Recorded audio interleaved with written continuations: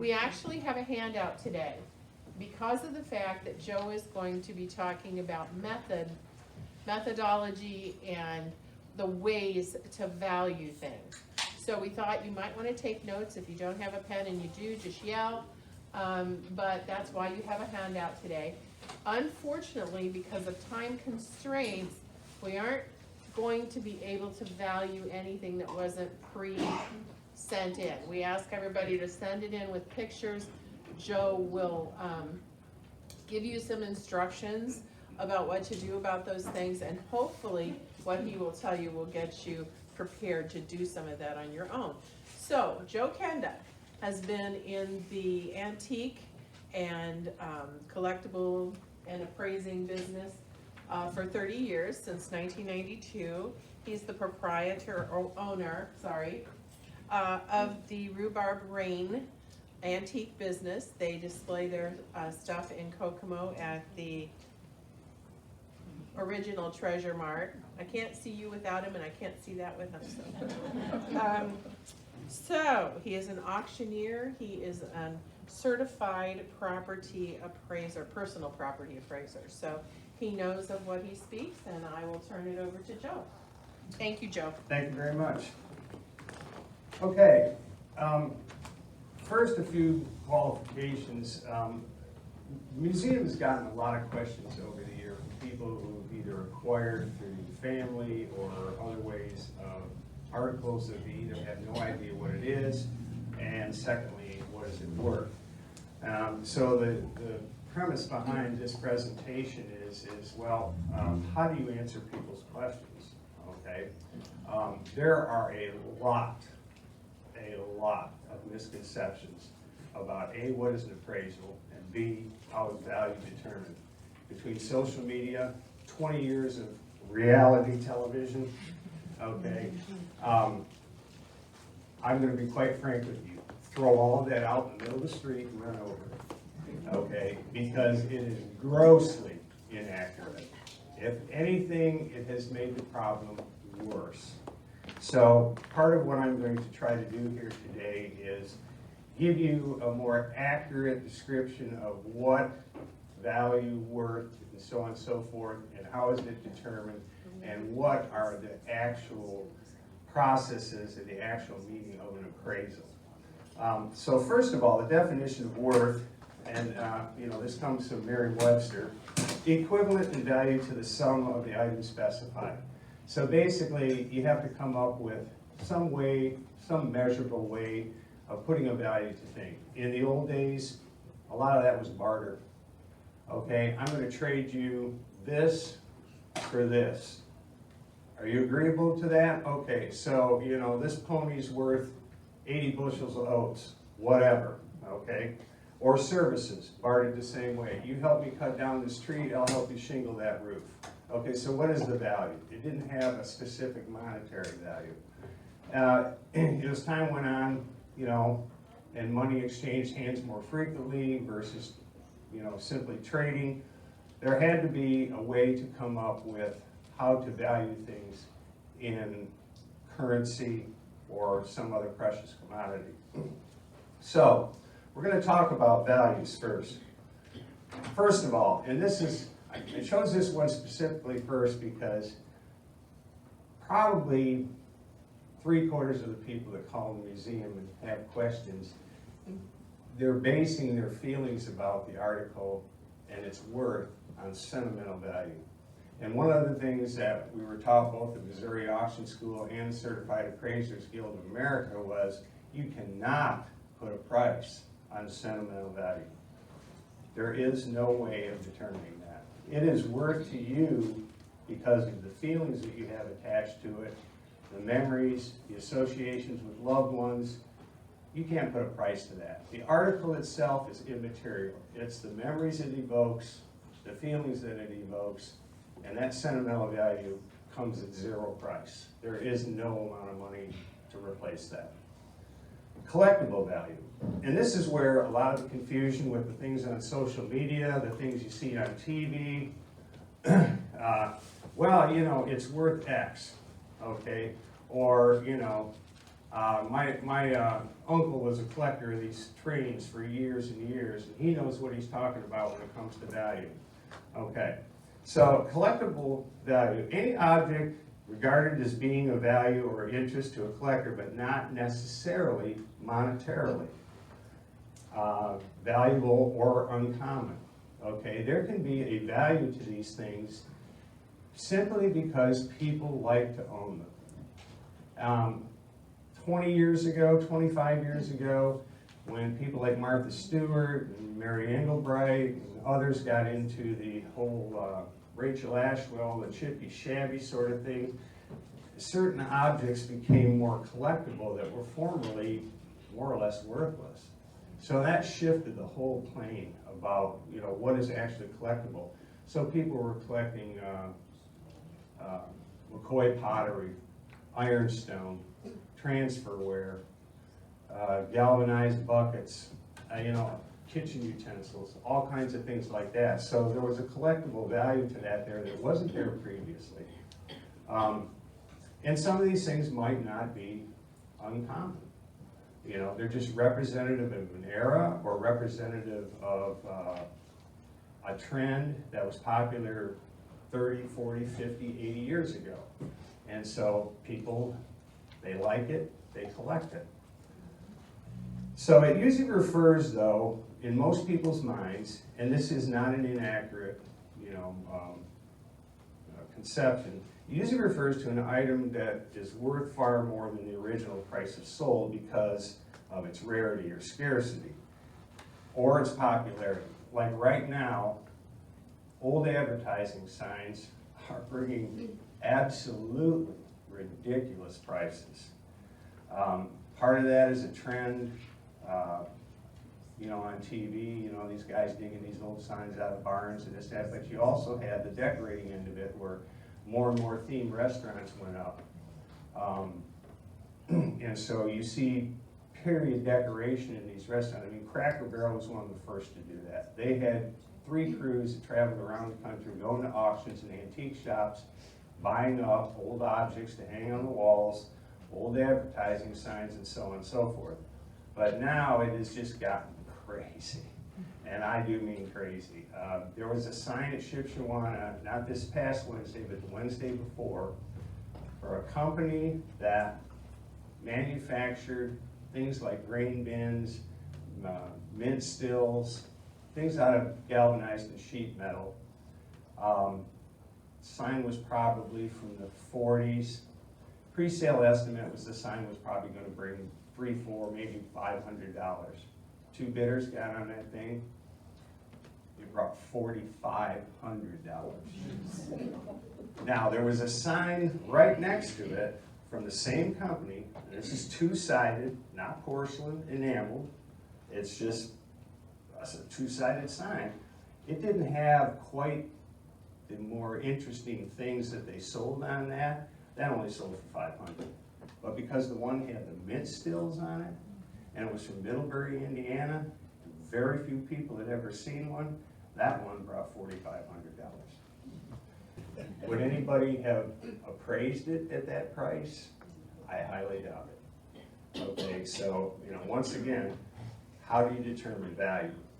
So there's the antique value. And for years and years, the way antique value was determined was, you know, by condition, rarity, and, you know, time period. So things that were Victorian were very popular for a long period of time.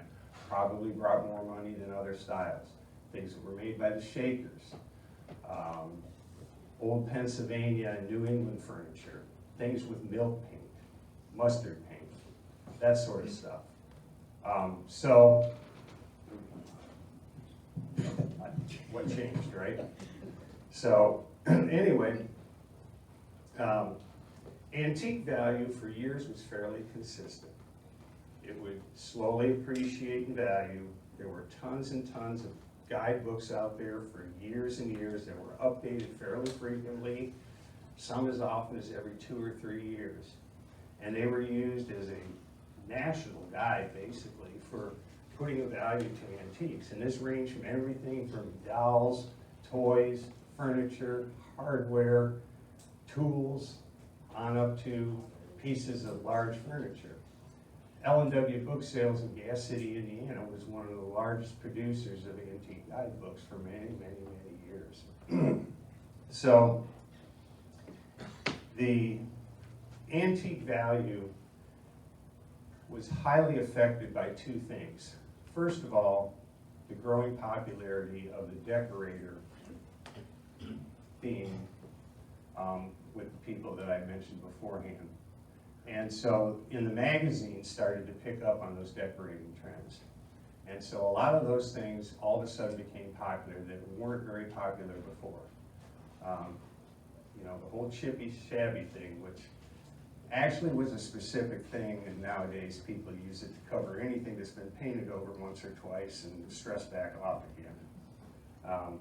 It really referred to original paint that was, you know, worn, weathered, or otherwise, you know, lived in look.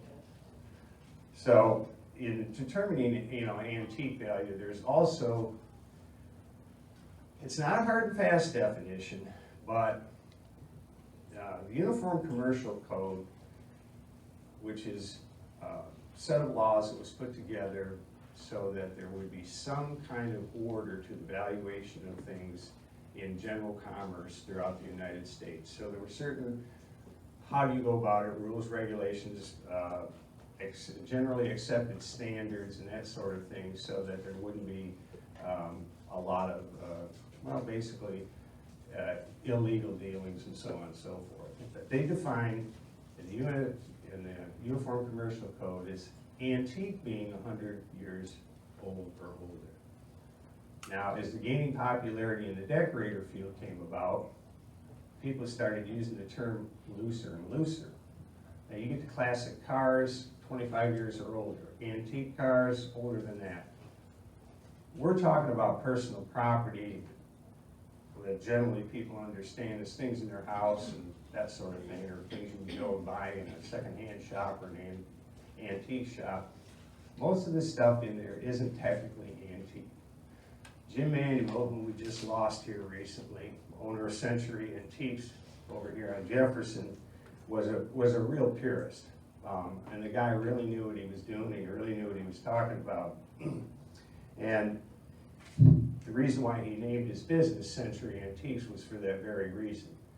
For a long, long time, he never bought or sold anything unless it was at least 100 years old. And, you know, he bent a little bit as the trend came in, but it was, he talked to me about that. He said, I just can't make myself do it.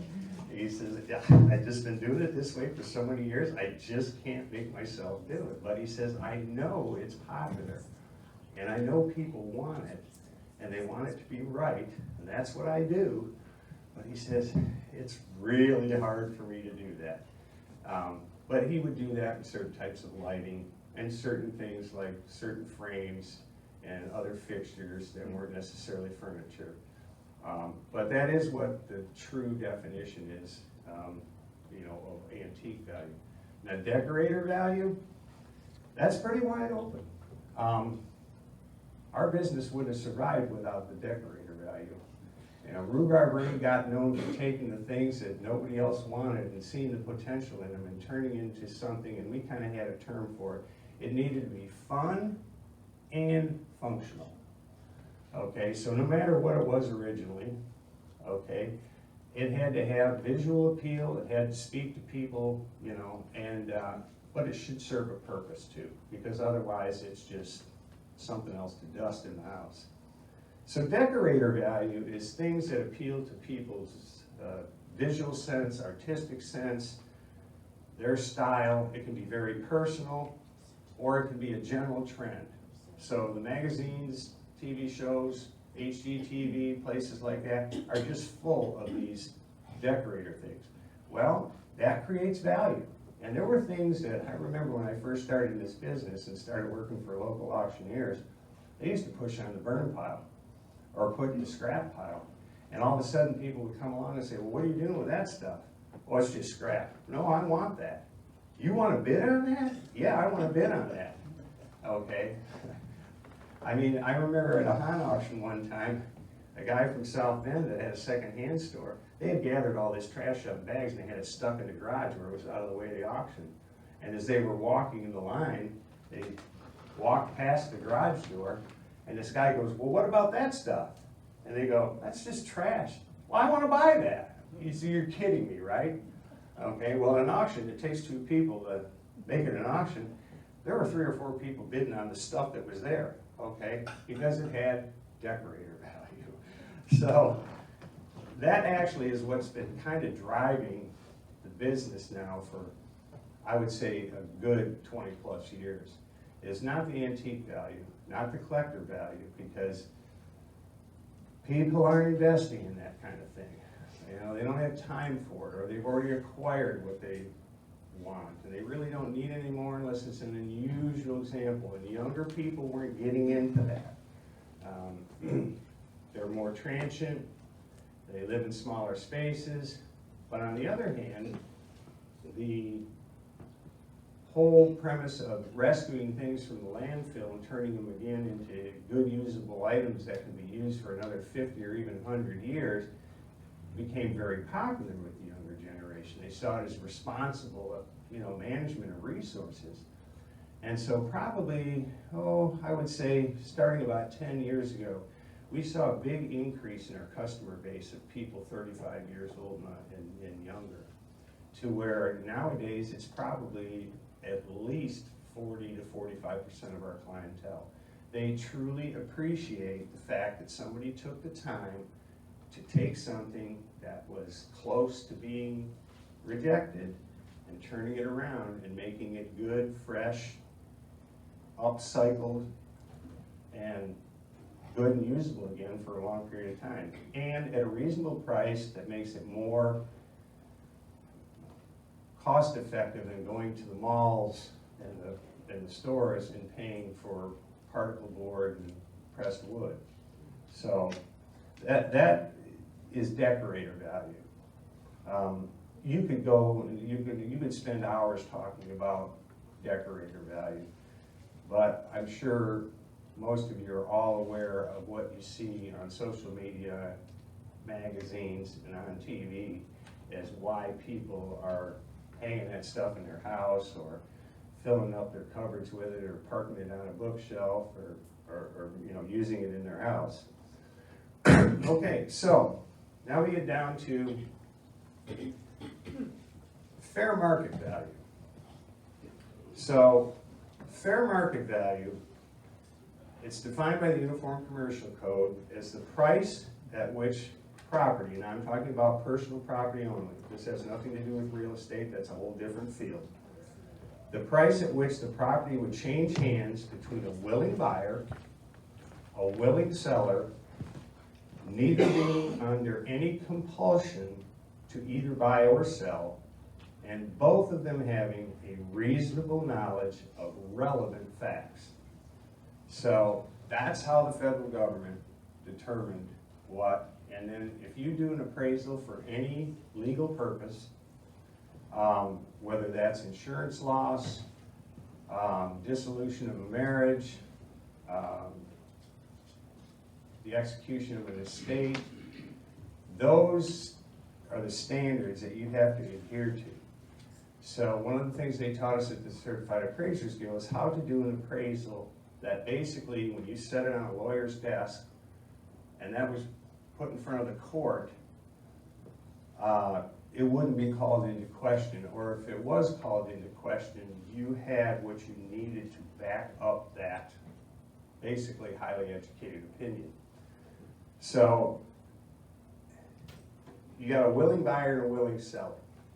One person has something, wants to sell it, the other person wants to acquire it. You need kind of a parity between those two.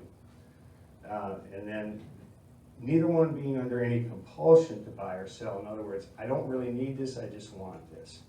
Or I could use this, you no longer need it anymore. I'm agreeable, we come to a price.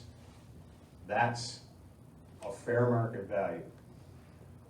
One of the things about, like say, the certain rise in real estate prices lately and so forth, automobiles, things like that, it kind of skews people's thinking about what is a reasonable value, or what is a fair market value. So let's talk about some of the things that go into establishing, on the part of both parties, a reasonable knowledge of relevant facts. Okay, so in determining value, one of the things that they do this in real estate, and I'll be quite honest with you, I'm not popular with the way they do it anymore. It used to be you actually had an appraiser come out, walk around the property, make notes, and then when they went to do the comparables, they actually went and looked at the comparables, okay, and they made adjustments between those properties by location, amenities, so on and so forth. Nowadays, they sit in front of a computer and look at it on MLS. Nobody shows up in your driveway anymore. Hey, it's fast, it's efficient, it works for the real estate industry, but I'm here to tell you, that's not the way it was taught, it's not the way it was done in the old days. You actually had to have justifications for those comparables. If you didn't make those adjustments, you could fight those reassessments, or you could fight those values, which I have done in the past. Just walk over there to the courthouse and say, let me see the comparables, and then point out to the fact that no adjustments were made. And they've always been quite cooperative when presented with that, but 99 out of 100 people don't know how to do that. So you have to find accurate comparables. And one of the things people run into when they're trying to determine the value of something, whether they're doing it themselves, or friends doing it for them, or relatives doing it for them, they're going online and they're looking at what they see are comparable items for sale. What they're not looking at is what they sold for. They're looking at what they're listed. They walk into an antique shop. This person has $350 on this dresser. That's what mine's worth. They go to another antique shop. This person has $250. Well, maybe mine's worth somewhere in the middle. Okay? Those things are not comparables. That's what people are asking for them. The only thing that's a true comparable is actual past history of sold articles. Okay? So keep that in mind when somebody says, well, I saw on Facebook, or I saw on Facebook Marketplace, or I saw on Etsy, or WorthPoint, or First Dibs, these things were listed for this amount of money. That's right. But unless you actually join those websites, become a subscriber, you can't go back and look at sold history, okay? And that's what you need as a true comparable. You have to actually look at what these things have sold for, not what they're listed for. So that's the most important point. Then you have the things like location. Okay, so you've got a comparable, 2 or 3 of them. Where was this sold? New York City. Where was this sold? California. Where was this sold? Chicago. We're here in Marshall County, Indiana. Okay, we're not on the Miracle Mile. We're not on 5th Avenue. We're not on Rodeo Drive. Okay? This is Michigan Road. That's Lincoln Way. That's where we're at. Okay, so between 2 people, willing buyer, willing selling, both with reasonable knowledge, okay, in the location it's in. Okay? Next is condition. Well, sure, you're going to picture on eBay. Could have been photographically enhanced. You don't know that. Could be in really great lighting, staged. Okay? You're looking at it in real life. Gosh, that finish, I don't know. That leg's broken. Okay? You know, the finish is all worn off. It's full of cobwebs. It's been out in the barn for 20 years with cattle out in the barn. It's picked up an odor. Okay? That's all things that contribute to condition. Okay? I mean, it came out of an abandoned house. Okay, so if you aren't taking the location and the condition into account when you're actually trying to determine value, then that is not accurate. You have to take those things into consideration.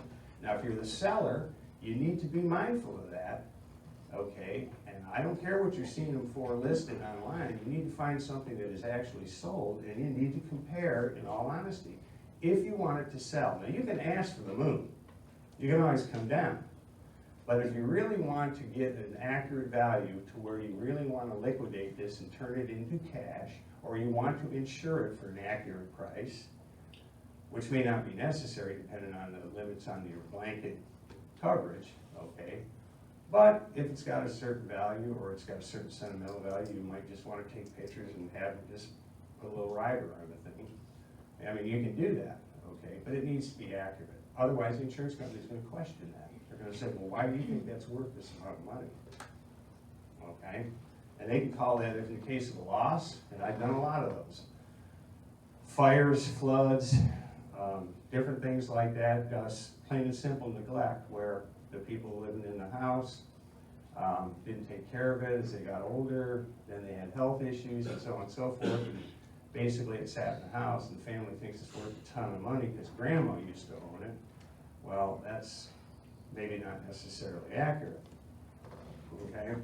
The other thing is marketability. Now that's your audience, okay? So if you're selling online, your audience can be worldwide. If you're selling on Facebook Marketplace, it's going to be the local area. Now, there are a lot of people who look at those sites from farther distances away because they know a particular area is a good source, and anywhere in the Midwest tends to be that way because a lot of this stuff was originally manufactured here in the Midwest. Why do you think all those people from the South and other parts of the country came up in Napanee and Shipshewana to go to the auctions to buy this stuff? Because it was more plentiful here. I mean, for years, the dealers would take stuff out of Chicago, bring it over here to Napanee or Shipshewana, sell it to the auction to people who turned right around and brought it back to the suburbs, okay, and put it in their shops. I mean, that phenomenon has happened for years. Okay, well, they weren't going to go down into the city to find the stuff, you know. They let the pickers do that. So, you know, market conditions can be affected by state of the economy. Like after 30 years of being in the business, managing businesses in this industry, anytime there is a national election, okay, people hold on to their money till they wait to see the outcome. No matter what the other economic conditions are, it just produces a ripple in the marketplace. So maybe selling this right now, we should wait till after the election. Doesn't matter who wins, everybody just goes back to life as normal. But right now, there's a volatility in the market. You might need to take that into account. That affects market conditions. Weather, you know, okay, summertime is a good time to sell in the upper Midwest, wintertime may or may not be. Sometimes it's a good time to sell things because there's a scarcity of goods. There aren't flea markets, there aren't garage sales, there aren't local auctions, okay? Some shops are closed because the owner's down in Florida for the season. That produces a scarcity of goods. That's a market condition. Maybe a good time to sell stuff is when everybody else isn't trying to sell the same stuff. So you take all those things into account, but they determine present value. So basically, it's fair market value in the place it is today, in the condition it's in today. Okay, that can change. You change the location, it'll affect the value. You change the time of year, it'll affect the value.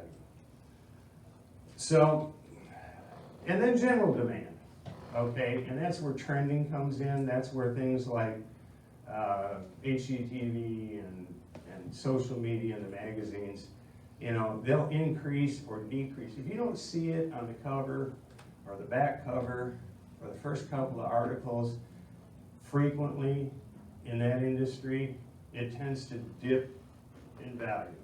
There's some things that stand the test of time and have been continued to be valuable pretty even over the years, but then you see things that go out of fashion, maybe 5-10 years later, it comes back into fashion. So it's all in the timing when you go to sell that stuff. You want to get it when the market is on the rise, because once it peaks, it drops in value. And quite frankly, the quote, I use the term loosely because most of them aren't filled with actual antiques and collectibles anymore. When you start seeing Tupperware showing up in these places, it's, or things that have been in there so long that, you know, the museum doesn't even want them, okay? You know, there's not a lot of changeover, okay, because people aren't keeping up with the trends. And so it sits there. They don't change price, they don't change location, they don't do anything different with it. And people get tired of shopping in places like that because every time they go in there, it's the same stuff at the same place with the same price on it as it was 5 years ago. And so they move on. They want to go, they want to shop for what is popular or what they desire, okay? So when you go to sell something or you want to know what the value of something is, you have to kind of think, well, what's popular right now? What are people actually buying? You know, we just lost Ann Furnival from Green Oak. She just passed away Sunday. She used to call me up out of the blue and just say, so what's selling these days? Now, this is a lady that had been in business since, you know, late 70s. But Ann would always want to get other people's opinions. Okay? I mean, she knew the business backward and forward. Okay? But she always wanted to check herself. She always wanted to get input from other people in the business. You know, we'd have those conversations. I'd always chuckle. I'd say, I don't know, Ann, you tell me. You know? But, you know, you make those adjustments. Okay, so the reasons for valuations. Cash value. People just need to declutter. They have no longer any use for it. They inherited it, it's duplicating what they've already got in their own household, so let's make some choices, let's do some switching around, and let's just turn the rest of it into cash. So it has value. It has value in exchange for something that I can use to buy what I want, or something other than this object.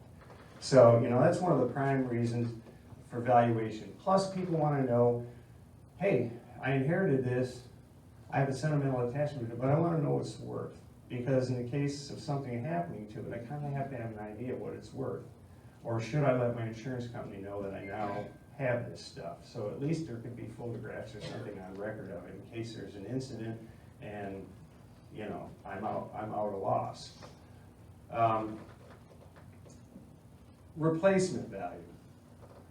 And anybody that's been in the insurance business or ever had to deal with this, you know, basically there's fair market value, so what, you know, the current valuation, less depreciation or market conditions or whatever, what it's currently worth. Or you have insurance that gives you replacement value. Well, you can do that with personal property too, okay? I mean, some people, you pay a little bit more for that, but a lot of times, okay, it's important enough to you that you want to do that. So, you know, you've got that, you know, reason for valuation. Downsizing, you've got motivated seller, that can create a fluctuation in value. Right now, I see a lot. I mean, actually, I started seeing it 3 years ago. During COVID, nothing was moving. And then all of a sudden, people realizing they could do without a lot of this stuff, and they started putting it out there in Facebook Marketplace. And next thing you know, the market is flooded with all kinds of stuff. But the prices they're asking for this stuff, I mean, there was a thing on Facebook the other day, and I'm just going to ad-lib this. You know, it says, you know, wonderful couch, only missing 7 cushions. Raccoon gave birth on it, but the odor's almost gone. Okay, it does have some rips and tears. Okay, and I think the dog peed on it a couple of times. Okay, new $3,500, asking $3,000. Now, and it was meant to be a joke. It was meant to be sarcastic. But when I see some of these things listed in the Facebook Marketplace or other social media sites, I'm going, huh? Okay. You know, the old standard back in the day was used furniture was worth 10 cents on the dollar. Okay, I mean, that was the standard forever. All right. When I say used furniture, I mean it had been used for 25 or 30 years. Nowadays, people get tired of it in 6 months to a year. It's used furniture. It's depreciated in value.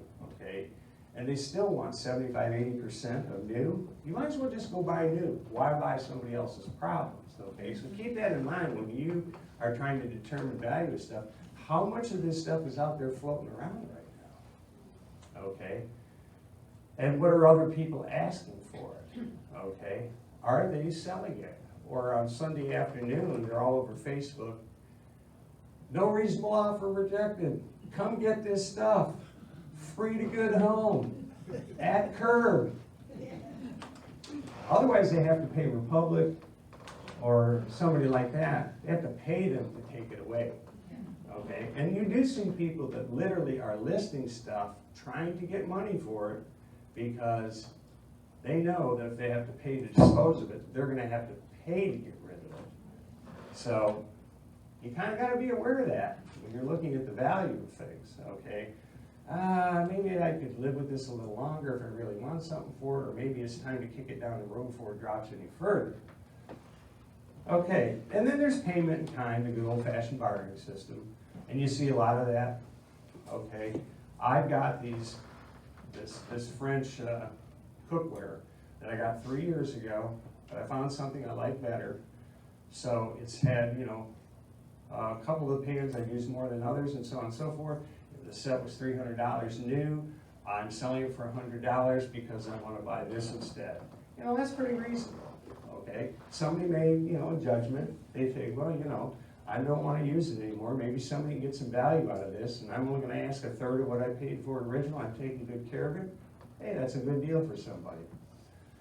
So, having said that, we're going to go on to the portion where we're going to take a look at some of the things that are submitted. Now, keep in mind, I had minimal time, minimal exposure to this stuff in order to do some hard research. Okay, but I'll explain part of the process as we're going there and what a typical appraiser would do, what you may have access to in your local community, and what you may have to look outside the community for to get a more accurate opinion. Okay, so we have this quilt, which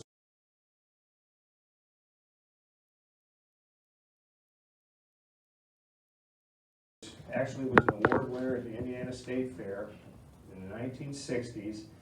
The work on it is exquisite. Okay, it's in beautiful condition, and in addition to typical traditional quilting patterns, there are these little designs all throughout the quilt, and these were all done hand-stitched with no pattern, freehand. Okay, so it is an amazing condition. Now, the people that I know about this stuff, the closest one lives in Middlebury and is retired, so you know there was no way I could get this to her, have her take a look at it and give me her input. There is a gal here in town that's retired, and I've only seen her once in about the last 7 years, that used to do a lot of buying and selling of quilts. But given its age and the material used and the workmanship of it, and that's the only factors that I have to work with. Now, if this came from, say, an Amish Mennonite community in central Ohio or northwest Indiana or northeast Indiana, and it were at a benefit auction, okay, it could bring a lot of money. It could surprise you. If it went out to the national show in Iowa, where there are cool collectors from all over the United States attending, both buying and selling, it could bring a lot more money. Okay, so with what little I have to go on, just given what's here, the appearance of it, the condition of it, the fact that it was a winner at the Indiana State Fair, I would not be afraid to put a reasonable value without any further research, so about $350 to $400. Okay, it could be worth a lot more. Okay, right now the quilt market is not as strong as it was 15 or 20 years ago. But on the other hand, when you come across an exceptional piece of work like this, I'm sure there'd be a buyer for it in this area because they are still appreciated in this area. When you have quilt trails and quilt barns and everything scattered all around this area, you know they still like them, okay? And then this comes from the same family.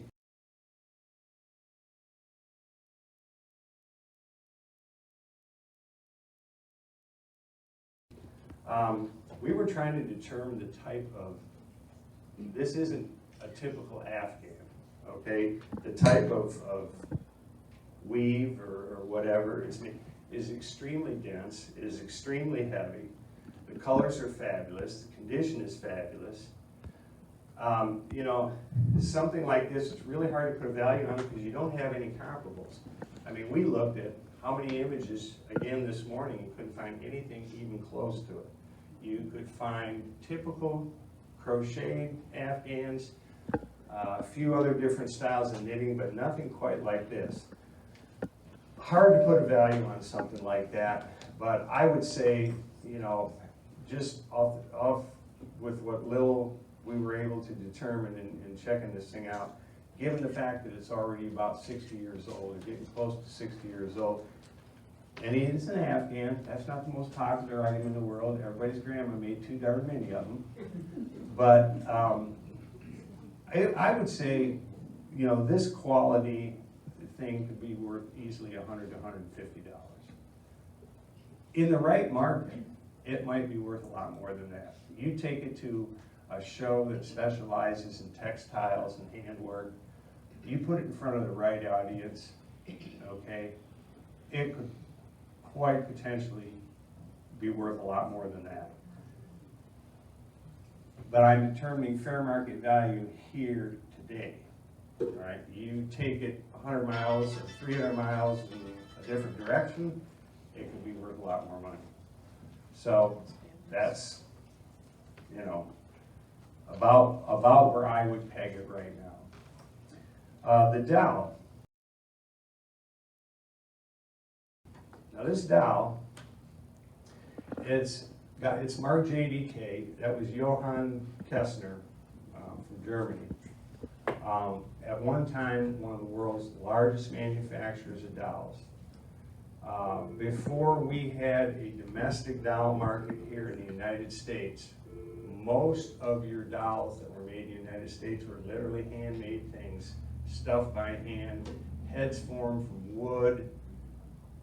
I mean, I even had an apple-headed doll from Kentucky one time, and that was a quite popular style. Hair made of corn silk, you know, various things like that. But to get a doll like this, okay, these were coming over here to the United States, late 1800s to early 1900s, and were extremely popular. There are a lot of examples of these things for sale online. There are, unfortunately, not a lot of comparables of souls. And because the doll market is, once again, one of those markets that was heavily dependent on collectability, I mean, we had, and I don't know if they're still active yet or not, we had a very strong doll club in this county, the Withoga Doll Guild. And Myrna Eby was one of the primary forces behind that. Napanee, when I managed Dutch Village, used to have a doll show twice a year, and it was really well attended. But you had a lot of issues with dolls, you know. As you got into the 60s and 70s and 80s, they started just being mass-produced out of cheap material. Even the ones that were supposed to be collectible were way overproduced. You're looking at something that's a true antique, you know, it has a very definitive origin. It's been in the family a while. It's a really good example of it. Now, it's got its usual age issues with time and so on and so forth. But like I say, it was really hard to find comparables. The only thing I know about, there was, and I don't know how many of you in this room would remember Kate Garden. Everyone. Okay. I was fortunate enough to be working with Sam Goebel at that time when we did Kate's estate. And everybody knows about Kate Garden. She didn't throw anything away. She acquired all kinds of things in her lifetime.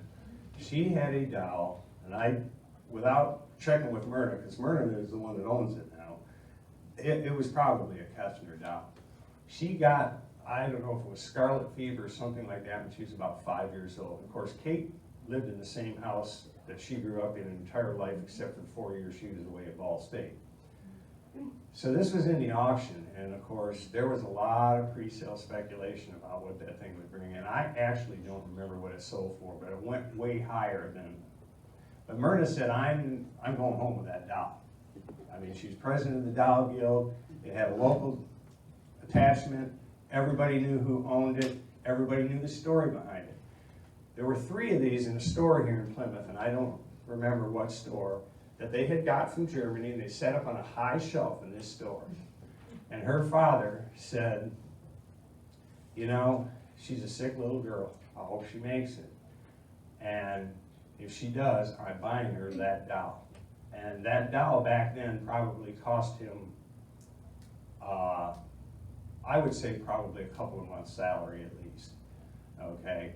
But that doll then she had since she was 5 years old and was in that auction. And I was the auctioneer that sold it. I wish I could remember what it sold for. All I know is Myrna just stood there like this with her bid number. Okay, until I said sold. And so I know that what, you know, that brought because of the provenance of it, where it was located. Now, if that doll had been over in Illinois or up in Michigan, it wouldn't have brought that much money. So, unfortunately, with the doll market being the way it is right now, you don't have people collecting this stuff. You know, some of the comparables, you know, and this is just an anomaly, okay? I'm not saying that's what's happening here, but one of the comparables I looked at, the pre-sale estimate was between $250 and $350. When it actually sold at the auction, it sold for $20. Now that was definitely an anomaly, okay? Most of the comparables that I saw from, and these were mainly 1890s to early teens, or yeah, 1890s to early 19 teens, okay? They're ranging from $175 up to about $350. Now this, I couldn't tell from the picture how large this was, okay? I didn't see it in life until this morning. So I would raise that maybe a little bit, okay? I would say I would be comfortable with it definitely being up there in the $300 range, okay? The problem is trying to find somebody who agrees with that. But if I were actually doing an appraisal for a legal purpose, I wouldn't be afraid to put that value on it. Things go in cycles, okay? You know, the Kate Garn thing was an anomaly. That doll probably would have been lucky to bring $300 anywhere else, but because it was connected to her, it brought like $1,400, okay? But I would be, we have a large German population in the Midwest. You know, Ohio, Indiana, Illinois, Michigan, Wisconsin was all heavily settled, you know, with people from Germany. It's where we get all the dairy farmers from. And we, you know, we still have people that like this stuff in this part of the country. Now you get to other parts of the country, maybe not so much. Okay, so I would say this is still reasonably marketable, but the market has thinned, the buyers have thinned, okay? But that's where I would put that, you know, in this day and age.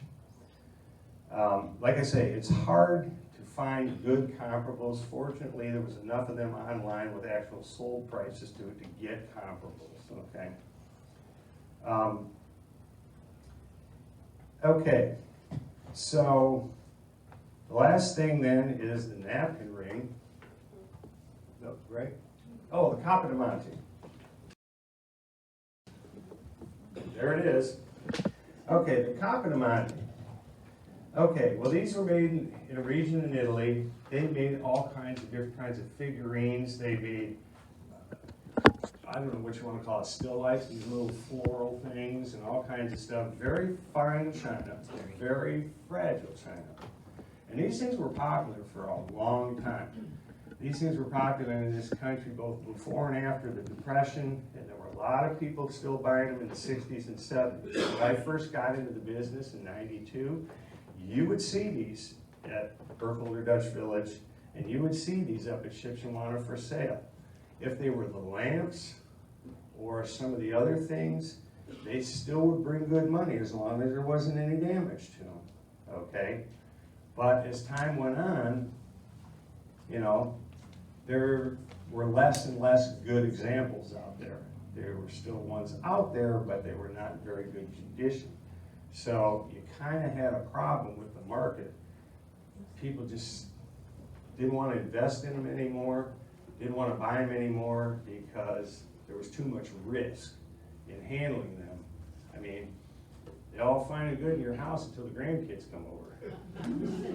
Sure. So there were a ton of Capimani figurines listed. Very, very, very few of them selling. And the same thing with the pre-sale estimate on the one auction site.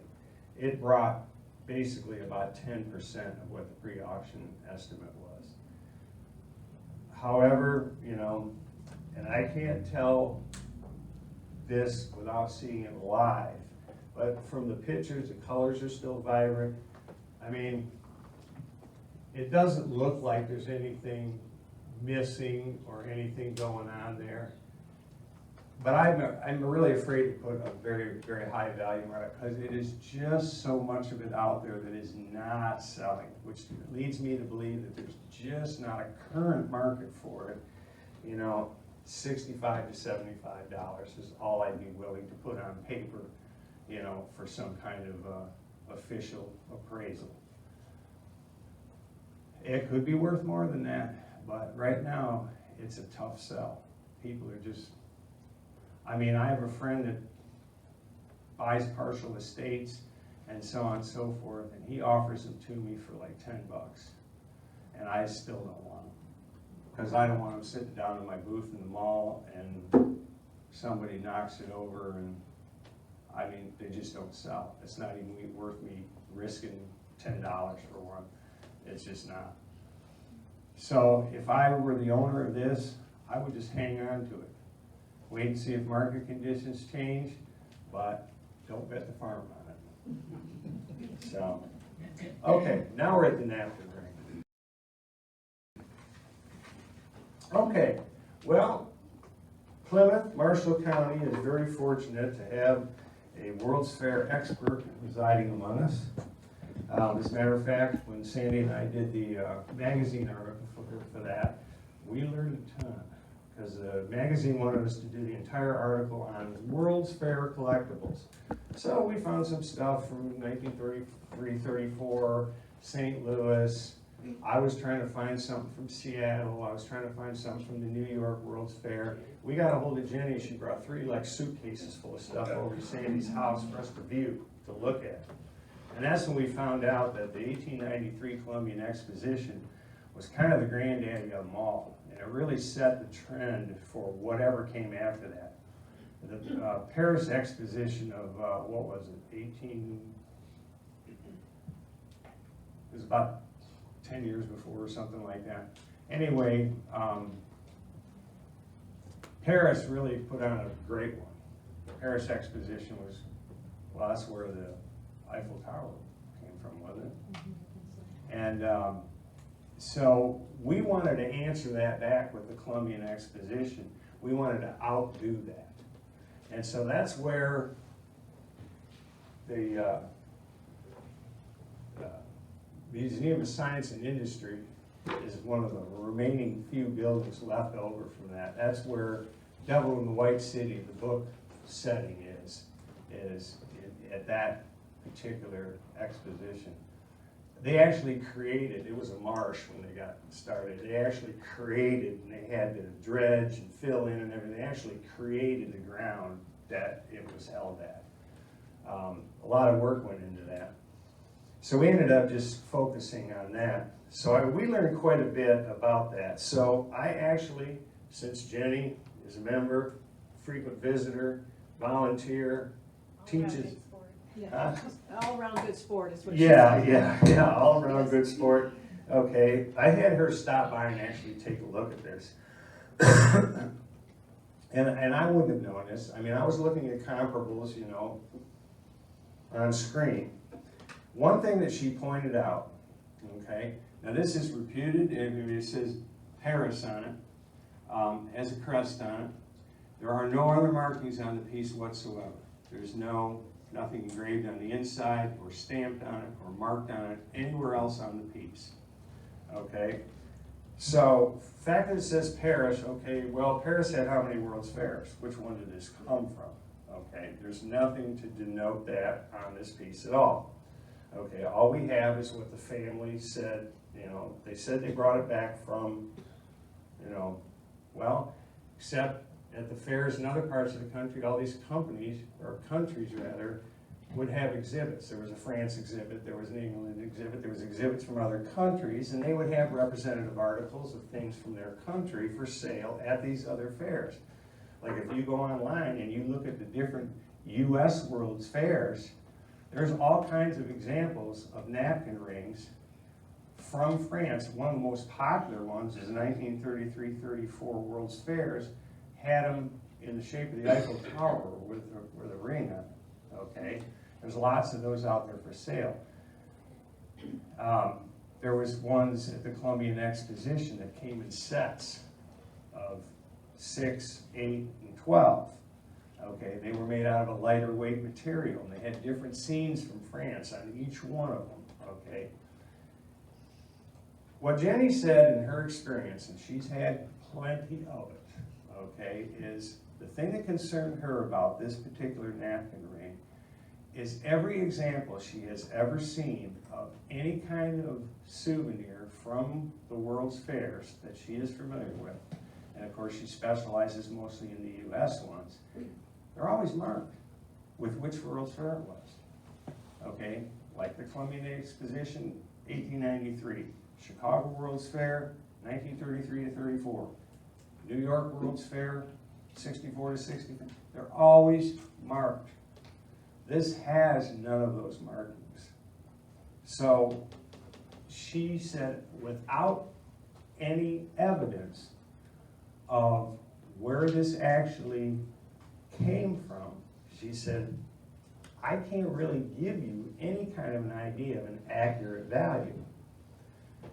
And depending on the condition of the ones that you see online, okay, that have sold, and they're not made of quite the same grade of material, a lot of them, okay?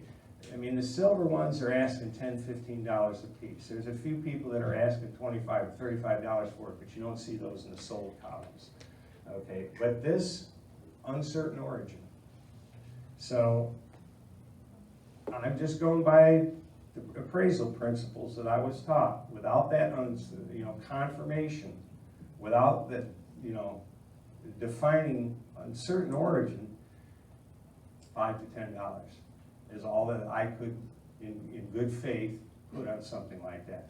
Now, had it been marked and being made of silver, it could easily be worth a lot more than that. But without those characteristic marks on that, and I am just going by my expert opinion, okay, which is not mine, by the way, I consulted with the expert, that's all I really feel confident in putting in value.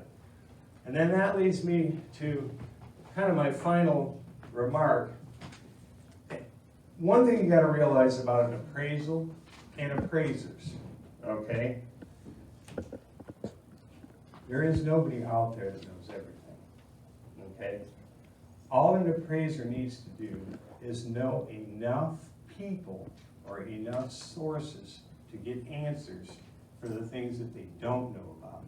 And that was one of the beauties of going to this, Certified Appraisers Guild of America.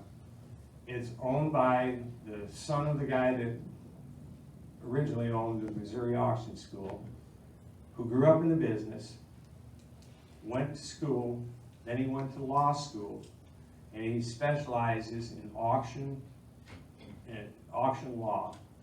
Okay, and he's the one that put together the program that we all, took. It's a 4-day auction or 4-day appraisal school. They hold it in various parts of the country, and so I really feel like he gave us a good education, because he told us when we were done, he said that a lot of times when people see appraisals, they'll see a piece of paper with a date, the articles listed, and values put next to them. That's it. There's no language in the thing, there's no qualifications or conditions or definitions or anything in those. He said, one thing, if you ever have to stand before a court of law as an expert witness, okay, you need to somehow or another have language in your appraisal report that gives the court some idea of the process that was involved in determining these values. So he says, when you leave this school, you're going to have a format for doing these appraisal reports, and it's going to have a lot of boilerplate in it. But lawyers and judges like to see that when it's laid down on their desk. No offense, Nelson. And it's got all the wherefores and why-ases and everything else in there.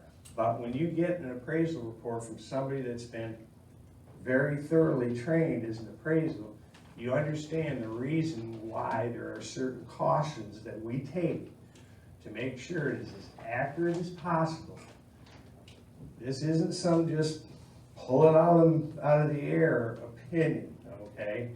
There's a reason why we go through the process we go through for a true appraisal. Now, if you just want a market opinion, okay, no big deal. I can tell you from the best of my knowledge what something's worth. But if you actually want to determine true value, fair market value, according to how it's defined, then you really need to talk to somebody who really knows how to do appraisals in all the proper ways.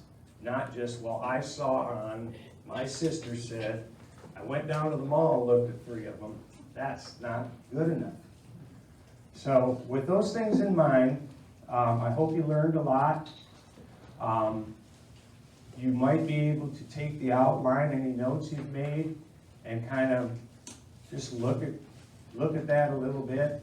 Let that sink in. And like I said at the beginning of the program, all the junk you see on social media and TV, throw it out the window. It's warping your mind. Thank you very much.